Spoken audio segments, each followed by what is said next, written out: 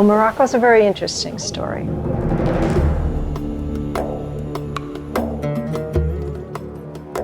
So about 4 years ago, I was sent a video by the international charity SPCA International. And they asked me to take a look at the video. And the video was of dogs eating each other alive in a dog pound here in Agadir, Morocco.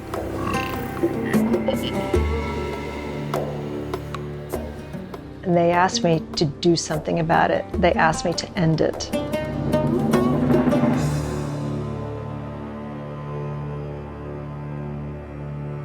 I had the opportunity to meet at that time Michelle Augsburger with the Sunshine Animal Refuge of Agadir. And we worked together to create change here in Agadir with the city council. What was happening at the shelter was that Michelle's organization was providing dog food for the dogs, the stray dogs that came in. There was corruption in the shelter, and the people who worked there were taking that dog food, they were on-selling it, and they were letting the dogs starve to death.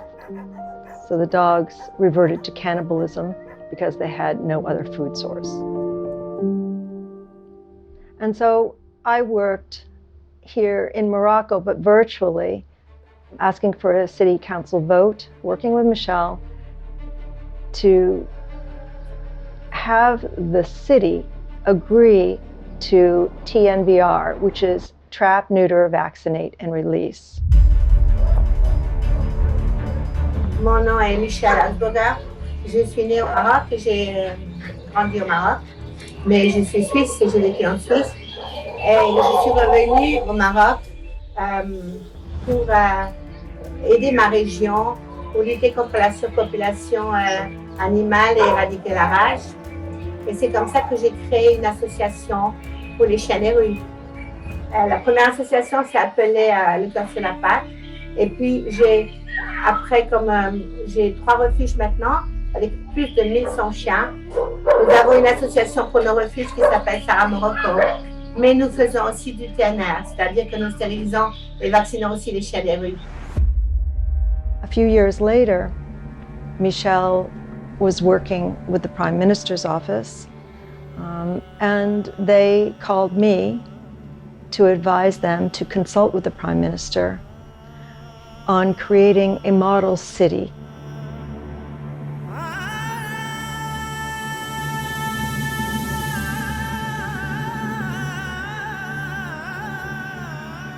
Where they would trap, neuter, vaccinate, and release all of the dogs. They would create the first government animal refuge in the country. And I was asked to come and consult on all of that. And it's been a really great experience.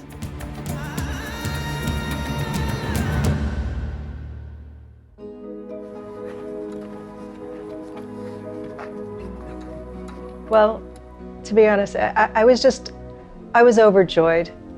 I saw 2 years ago, less than 2 years ago, that was just the backside of a mountain, and it was all dirt.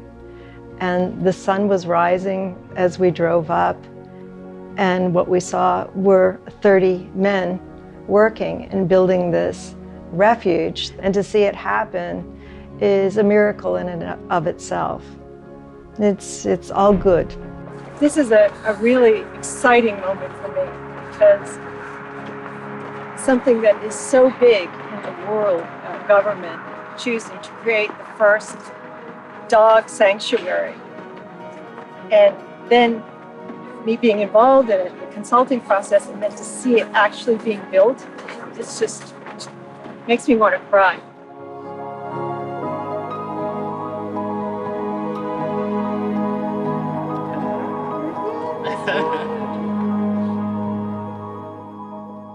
Well, in 2019, King Mohammed VI had a vision, and he went to the government with a vision. He wanted his country to be more compassionate and more humane. Eventually, when you sterilize the animals, it lessens the amount of animals on the streets. And rabies is a problem in this country, something that must be addressed for the health of the people of the kingdom and also the health of the animals. What I saw yesterday was heartbreaking. At every corner, in every village, there are dogs that are suffering from wounds from being hit by cars. There are cats with eyes that are crusted over from disease. You can hear the cries of animals. That's why this initiative was started, and I really look forward to working with the government to pursue it and make sure it happens. There are still many, many problems for animals on the streets. It doesn't go away quickly unless there is a very strong initiative and a commitment by all cities to TNVR. La religion islam, c'est la meilleure religion pour les animaux. Et donc, cette mauvaise méthode des autorités, ça donne une mauvaise image et c'est très dommage parce que les Marocains n'ont pas mérité ça qui à l'étranger une mauvaise image par rapport aux animaux. C'est pas juste ça. This country can't go back. It must go forward. The people love the animals here. They have compassion for the animals. And the dog catchers don't want to be seen as monsters. They are afraid of getting rabies, and rightly so. But they're also afraid of the people who love them.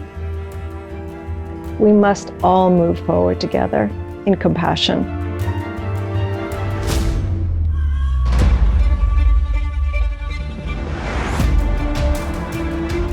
The country of Morocco does not have any legislation that protects animals. No laws of protection for animals. No one legally has to provide a camel shelter, a donkey water, a dog food. There are so many things that need to be changed on the path to doing what's right. And that's what's going on here in Morocco. The government, they came to me and asked, and I'm very honored, to draft a proposal to create legislation for the first animal welfare laws in the country. What's so exciting about working in this country is that it really is a king. It really is a prime minister who has a vision for a better country, a healthier country, and they understand that that is actually created with love and compassion.